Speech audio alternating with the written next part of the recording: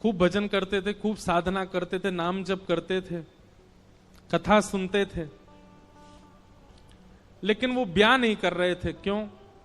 उनकी इच्छा थी कि जैसा मैं भजन करता हूं, जैसी मेरी भक्ति है, जैसा मेरा भाव ठाकुर जी के प्रति है, ऐसी कन्या मिले तो मैं ब्याह करूंगा, नहीं तो जीवन भर ऐसे ही रहूंगा। तभी उनके किसी रिश्तेदार ने आकर के बताया, बोले तेरे लायक कन्या मिल गई मुझको।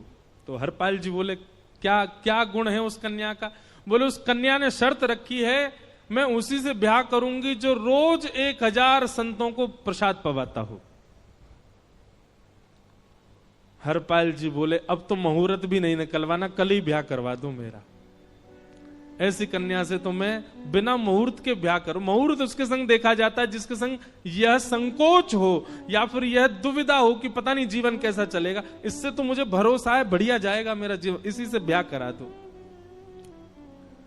कन्या ने शर्त रखी, हरपाल जी हम आपसे ब्याह तो कर रहे हैं पर हमारी शर्त मंजूर है ना, रोज 1000 संतों को प्रसाद पवाना पड़ेगा। बोला मैं निश्चित करूंगा, आप ब्याह कर लो। और ब्याह हो गया। हरपाल जी रोज 1000 महात्माओं को प्रसाद पवाते। प्रसाद पवाने का संकल्प लिया तो जितने आए सबको बैठाने की जिम्मेवारी उसकी। तो हरपाल जी ने नियम ले लिया, रोज 1000 महात्माओं को भोजन कराते। अब 1000 की जगह कभी कभी 1200 भी हो जाते, 1300 भी हो जाते, 1500 भी हो जाते। लेकिन हरपाल जी करते कुछ नहीं थे, कमाई का कोई जरिया नहीं था। केवल दादा परदादाओं की पुश्त से जो उनके पुश्तैनी धन था उसी को ही खर्च करते जा रहे थे। 1 साल तक बढ़िया चला, 1.5 साल बढ़िया चला, लेकिन 1.5 साल बाद धीरे धीरे धन खत्म होने लगा। जैसे ही धन खत्म होने लगा हरपाल जी बड़ी चिंता में आ गए, क्या करें। पत्नी को नहीं बताते थे, क्यों? बोले इससे तो शर्त लगी, इसको क्यों बताऊं अपना दुख, इससे तो शर्त मेरी यही शर्त थी कि रोज 1000 संतों को भोजन कराना है। तो हरपाल जी ने बाहर जाते और दुकानदारों के यहां से जाकर के कर्जा लेने लगे। वो पुराने संपन्न थे तो किसी ने कर्जा देने से मना भी नहीं किया, सब देने लगे। बोले ले जा। इतना कर्जा कर लिया, 6-7 महीने तक कर्जे में भी उनके संत सेवा बंद नहीं हुई। 6-7 महीने बाद मांगने वालों ने मांगना शुरू किया, बोले हमारा दो, हमारा दो, हमारा दो। किसी का नहीं दे पाए तो पूरे नगर में ये हो गया कि भैया हरपाल जी अब पहले जैसी स्थिति में नहीं है, कर्जा इनको देना बंद करो, ये देते ही नहीं है पैसा लौटा करके। सब बिगड़ने लगा, धन नष्ट हो गया, इज्जत चली गई, लेकिन उनकी संत सेवा नहीं रुकी, रोज संत सेवा करते। एक दिन मन में विचार करने लगे अब क्या करूं, अब तो मुझे कोई कर्जा भी नहीं देता, गहने भी सारे बिक गए, धन भी सारा खत्म हो गया। तो हरपाल जी ने मन बनाया कि मैं चोरी करूंगा। आप लोग मत करना ऐसा, चोरी करूंगा। हरपाल जी चोरी करने जाने लगे, लेकिन हरपाल जी का नियम था कि वो किसी के धन की चोरी नहीं करते थे। संपन्न लोगों के घर में जाते थे और उनकी रसोई घर की सामग्री चुरा लाते थे, चीनी, दाल, आटा, चावल, मूंग, नमक, मिर्च, ताकि भंडारा हो जाए सवेरे। इस प्रकार महाराज चोरी होने लगी। एक घर की हुई, 2 घर, अब तो हल्ला होने लगा। बोले कि घरों की सामान राशन चोरी हो जाता है। वो बड़ा विचित्र चोर है, धन नहीं चुराता है, राशन चुरा के भागता है। ऐसी चोरी होने लगी महाराज। अब तो लोगों ने अपने अपने घरों में पहरेदारी शुरू कर दी कि चोरी ना हो। तो हरपाल जी को और दिक्कत होने लगी, क्या करें, कैसे करें। धीरे धीरे हरपाल जी इस स्थिति में आ गए कि अब संपन्न लोगों के यहां उन लोगों को ढूंढते जो ना कभी संत सेवा करते ना वैष्णव सेवा करते, और उन लोगों के यहां जाकर के थोड़ा बहुत धन चुरा लेते, स्वर्ण चुरा लेते। करना कुछ नहीं, अपना घर नहीं बनाते थे, बसाते थे, संत सेवा करते थे। ठाकुर जी रीझ गए हरपाल से। ठाकुर जी बोले देखो ये सब चोरी कर करके और मेरे संतों को पवा रहा है। ठाकुर जी बोले इस पर अनुग्रह करने जाना है। भगवान सिंहासन से उठ करके तैयार होने के लिए गए और बढ़िया महाराज नकली सी मूछ लगा करके, ऊपर सिर पर पाग पहन करके और थोड़ा पेट सा बाहर निकाल के, गले में खूब सारी जंजीर डाल के, हाथों की हर उंगली में अंगूठी पहन करके, सोने की जूतियां डाल करके, कौंधनी सोने की पहन करके और एक बेंत, सोने का मड़ा हुआ बेंत लेकर के ठाकुर जी तैयार हो गए, एक सेठ जी बन गए। लक्ष्मी मैया ने पूछा, भगवान बड़ा सुंदर स्वरूप धारण किया, कहां जा रहे हो? बोले अपने भक्त से मिलने जा रहे हैं। मैं भी चलूंगी। भगवान बोले तुम मत चलो, तुम उसको पहचान नहीं पाओगे, तुमसे अपराध बनी जाएगा। बोले नहीं नहीं, भक्त दर्शन करने मैं तो जाऊंगी। भगवान बोले जल्दी तैयार हो जाओ। रुक्मणी जी एक सेठानी बन गई, ठाकुर जी सेठ जी बन गए। और दोनों ने मन में विचार किया कि हरपाल जी को दर्शन देना है। और यहां हरपाल जी की स्थिति क्या थी? अब संत सेवा के लिए कहीं से भी धन नहीं मिल रहा था, तो हरपाल जी एक मार्ग पर जाकर के बैठ गए और सोचने लगे कोई धनवान यहां से निकलेगा तो उसको लूट लूंगा और लूट के भाग जाऊंगा, सारा धन संत सेवा में लगा दूंगा। तभी उस मार्ग पर कोई और तो आया नहीं, ठाकुर जी सेठ बन करके आ गए। और महाराज खूब सारे गहने पहन करके, पाग बढ़िया सोने की जड़ाऊ पाग पहन करके, ऐसे वस्त्र पहन करके और छम छम करते चलते आ रहे हैं। उन गहने ही बज रहे हैं ठाकुर जी के। हरपाल जी ने जैसे नेत्र खोल करके देखा, ठाकुर जी के रूप यौवन और सबरी उनके श्रृंगार को देख करके हरपाल जी बोले, ये तो 1 साल के भंडारे की व्यवस्था आ रही है सामने से। इतने में ही सेठानी जी रुक्मणी जी भी आई, उनको ओहो, ये तो कम से कम 5-10 साल की व्यवस्था आ रही है। अगर ये दोनों लूट लिए जाएं तो 10 साल चोरी नहीं करनी पड़ेगी। देखो कितना धन संपन्न। हरपाल जी के बगल में जैसे ही ठाकुर जी पहुंचे, हरपाल जी बोले, भैया जय श्री कृष्ण, प्रणाम। ठाकुर जी तो नाराज हो गए, क्या भगवान का नाम बोलता है सुबह सुबह? तुम सब लोग बड़े पाखंडी हो, ढोंगी हो। और हमने सुना इस गांव में एक रहता है, वो चोरी डकैती करता है और फिर कहते हैं संत सेवा करता है। ऐसी काय बात की चोरी भैया? करता तो चोरी है, भली उससे भली संत सेवा करता हो। नाम उसका हरपाल है, हम सब जानते हैं। भगवान का नाम मत लो हमारे सामने। हरपाल जी समझ गए, वो तो बिल्कुल भगवत विमुख है, इसकी तो एक अंगूठी भी नहीं छोड़नी मुझको, इसका तो सब लेके जाऊंगा। अगर ये बदले में जय श्री कृष्णा बोलता तो एक आध गहना छोड़ देता इसका मैं, पर ये तो इतना बिखर रहा है भगवान का नाम सुन के, इसका कुछ नहीं छोड़ूंगा, सब ले जाऊंगा। हरपाल जी बोले, हाँ भैया, एक रहता तो है डकैत इस गांव में, और उसका कोई पता नहीं है, वो कभी भी आ जाता है।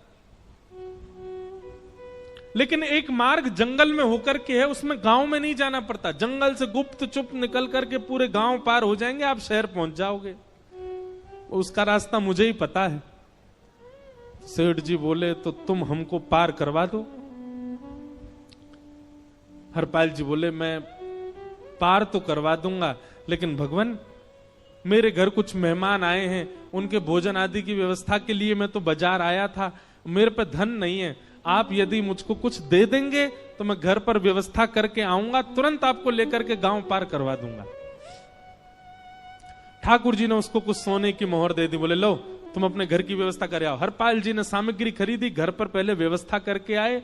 बोले आज की व्यवस्था हो जाए, क्योंकि आज तो 10 साल का सब चोरी करना, समय लगेगा। पत्नी से कहा भोजन प्रसादी बनाओ, संतों को पवाओ, संत पूछेंगे मैं कहां है तो कहना कि आप लोगों की 10 साल की व्यवस्था करने गए आज। हरपाल जी लौट करके आए और सेठ जी से कहा, आइए आइए चल दीजिए मेरे साथ और हमारे संगी चलना बिल्कुल। ठाकुर जी रुक्मणी जी चलने लगे।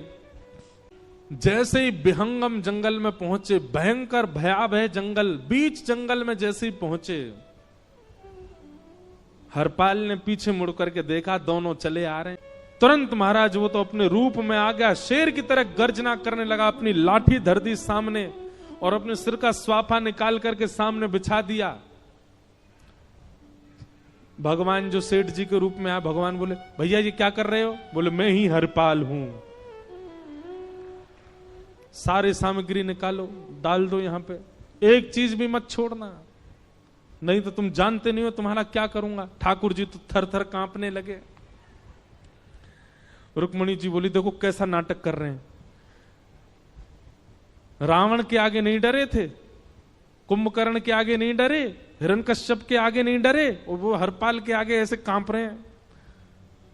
भगवान तो मन की सब समझ जाते हैं, कौन ही मारने, वो तुम भी कांपो क्यों? बोले भक्त है भैया, इसने हमारे लिए सब गवा दिया, हमारे वैष्णव संतों के लिए सब लुटा दिया, इसके आगे भयभीत होने में कोई लज्जा नहीं।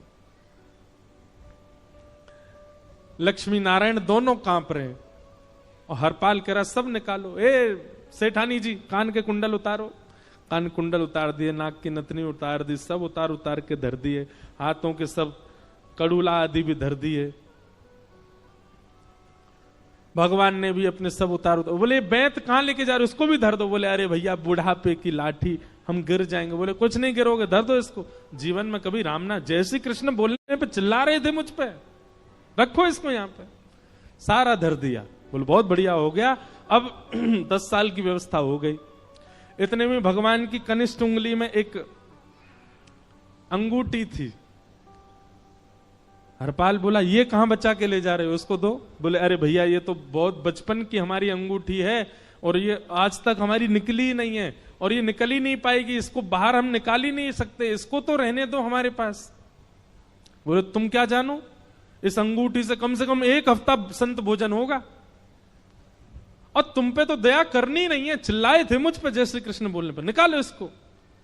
भगवान खूब प्रयास करें, वो नहीं निकले तो हरपाल जी ने उंगली पकड़ी। बोले इसको काट देता हूं मैं, तुम्हारे पास उंगली रहने का कोई काम नहीं है, तुम उंगली से करते ही क्या हो। और महाराज जैसे ही उंगली पकड़ करके काटने का मन किया, वो काटने ही वाले थे, इतने में ही द्वारिकाधीश भगवान शंख चक्र गदा पद्म धारण करके प्रकट हो गए सामने। रुक्मणी जी महालक्ष्मी के रूप में प्रकट हो गई। बोले नाथ, बोले हम साक्षात द्वारिकाधीश, ये साक्षात रुक्मणी तुम्हारी भक्ति से प्रसन्न होकर तुमको दर्शन देने आए हैं। हरपाल जी घुटने के बल बैठ गए, रोने लगे, सर रख दिया चरणों में, पटकने लगे। बोले नाथ, मैंने अपने नाथ को लूटा, आज मैंने अपने स्वामी के साथ डकैती कर रहा था, मैं अपने स्वामी की उंगली काटने पर मजबूर हो गया था, इसका मतलब तो मैं पापी हूं। मेरा पाप इतना प्रचंड हो गया कि मैं आपके रूप को नहीं पहचान पाया। भगवान ने हृदय से लगा, नहीं हरपाल, तुमने कभी अपने लिए प्रयोग थोड़ी किया, तुम्हारी पत्नी भूखे सो जाते हो लेकिन संतों को भूखा नहीं जाने देते। ठीक है, उसके लिए भले ही तुमने वह गलत मार्ग अपनाया जो नहीं अपनाना चाहिए था, परंतु उसमें उद्देश्य कोई और तो नहीं था, मेरे जनों की सेवा ही तो थी, मेरे वैष्णवों की सेवा।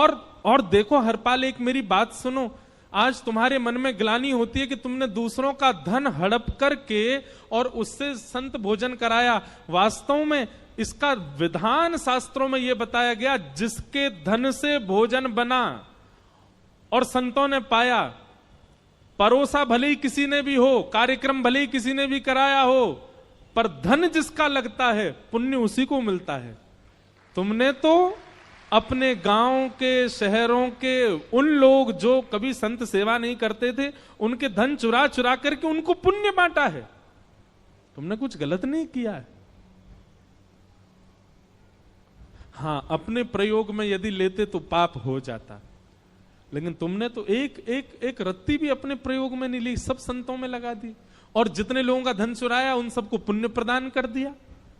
हम तुमसे बड़े प्रसन्न हैं। हरपाल जी चरणों से लिपट गए, बोले नाथ आप बड़े कृपालु, बड़े दयालु। भगवान बोले अब हमने दर्शन दे दिया, अब हम जाएं। और सुनो, ये सारा धन हमने दिया है, 10 साल का नहीं होगा इससे। तो बोले जब तक तुम जीवित रहोगे तब तक की सेवा बनेगी, इससे संत सेवा चलती रहेगी। ये सारा धन आभूषण हम लेकर के इसीलिए आए थे ताकि तुमको अब कभी किसी से मांगना ना पड़े, किसी से हड़पना ना पड़े। भगवान जाने लगे तो हरपाल जी चरणों में गिर गए, बोले नाथ आज मैं आपके दर्शन कर पाया, मैं संत सेवा कर पाया, इसमें सबसे बड़ा योगदान मेरी पत्नी का है। उसने नियम नहीं बनाया होता तो शायद मैं कभी ऐसा नहीं करता। आप उसको दर्शन दिए बिना जाएंगे, मैं उसको क्या बताऊंगा? मैं उससे जाके कह भी नहीं पाऊंगा कि आप मुझे मिले, और उसकी वजह से आप मुझे मिले हो, कृपा कर उसको दर्शन दे दीजिए। ठाकुर जी बोले ठीक है। तुरंत लक्ष्मी नारायण भगवान ने छोटे छोटे बालकों का रूप धारण कर लिया और हरपाल जी की गोद में बैठ गए, और हरपाल जी अपनी गोद में लेकर के ठाकुर जी को घर पर आए और आकर के अपनी